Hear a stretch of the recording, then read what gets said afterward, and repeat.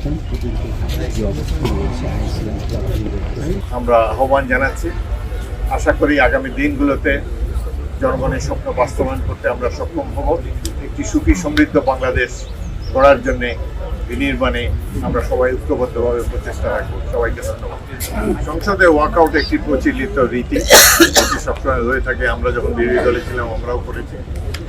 তবু আমি বলবো তারা মোটামুটি শৃঙ্খলাবদ্ধ ছিল। নেক নিয়তে বরকতময় হোক আপনার টাকা।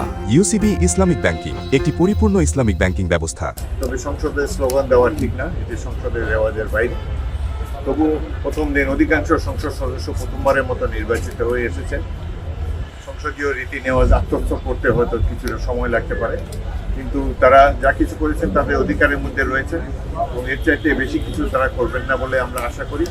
এবং এই সংসদ সরকারি দল এবং বিরোধী দল মিলেই বাংলাদেশের উন্নয়নের পথে এগিয়ে যাবে।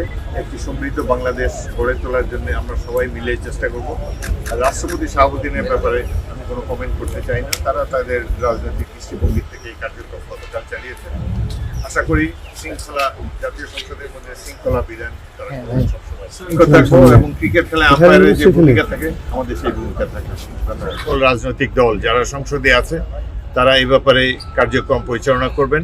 আমরা একটি ঐক্যবদ্ধ জাতি দেখতে চাই, ঐক্যবদ্ধ সংসদ দেখতে চাই এবং আশা করি এই ঐক্য স্থাপন করার জন্য আমরা সক্ষম হব। এবং আমরা আশা করি যে বাংলাদেশের জাতীয় সংসদ জনগণের আশা-আকাঙ্ক্ষা পূরণের জন্য সব ধরনের কার্যক্রম গ্রহণ করবে। শরিয়া ভিত্তিক আধুনিক ইসলামী ব্যাংকিং। ইউসিবি ইসলামিক ব্যাংকিং একটি পরিপূর্ণ ইসলামিক ব্যাংকিং ব্যবস্থা এবং বাংলাদেশকে ধীরে ধীরে উন্নতির পথে এগিয়ে নিয়ে যাবে। বিশেষ করে জনগণের অর্থনৈতিক উন্নয়ন, দেশের সামাজিক নিরাপত্তা বিধান এবং বাংলাদেশের স্বাধীনতা সার্বভৌমত্ব অক্ষুণ্ণ রাখার জন্য ত্রয়োদশ জাতীয় সংসদ সব ধরনের ভূমিকা গ্রহণ করবে।